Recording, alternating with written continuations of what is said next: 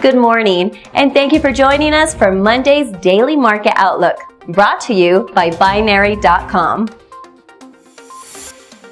This week brings a light economic docket for European data, and there are no major events on the calendar, presenting an opportune time to substantiate recent themes about Euro's strength.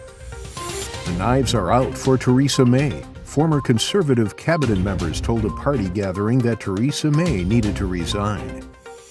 The Humphrey Hawkins testimony may fuel the near-term advance in the dollar-yen, should Chair Janet Yellen endorse a more aggressive approach in normalizing monetary policy. Alibaba's stock is looking indecisive at this point. We may expect high volatility in the upcoming period. The euro-dollar pair remains a strong pick for the coming days. The rate of change is signaling a strong velocity and a positive bias. The Aussie dollar pair continues to fluctuate in a rather loose range. The RSI is signaling neutral. The price of gold is under massive bearish pressure. The moving averages and technical indicators are unanimously signaling strong sell. That's all for today's Market Outlook, brought to you by Binary.com. Trusted by traders since 2000.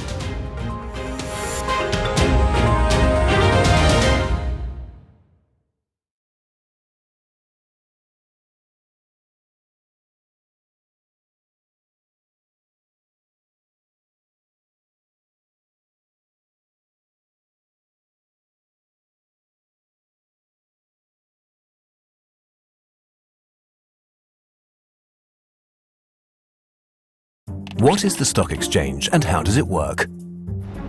The stock exchange is nothing more than a giant, globally networked and organized marketplace where every day huge sums of money are moved back and forth. In total, over 60 trillion euros a year are traded, more than the value of all goods and services of the entire world economy. However, it's not apples or second-hand toothbrushes that are traded on this marketplace, but predominantly securities. Securities are rights to assets mostly in the form of shares. A share stands for a share in a company. But why are shares traded at all? Well, first and foremost, the value of a share relates to the company behind it. If you think of the value of the company in terms of a pizza, the bigger the overall size of the pizza, the bigger every piece is. If, for example, Facebook is able to greatly increase its profits with a new business model, the size of the company's pizza will also increase, and as a result, so will the value of its shares. This is, of course, great for the shareholders. A share which perhaps used to be worth 38 euros could now be worth a whole 50 euros. When it's sold, this represents a profit of 12 euros per share.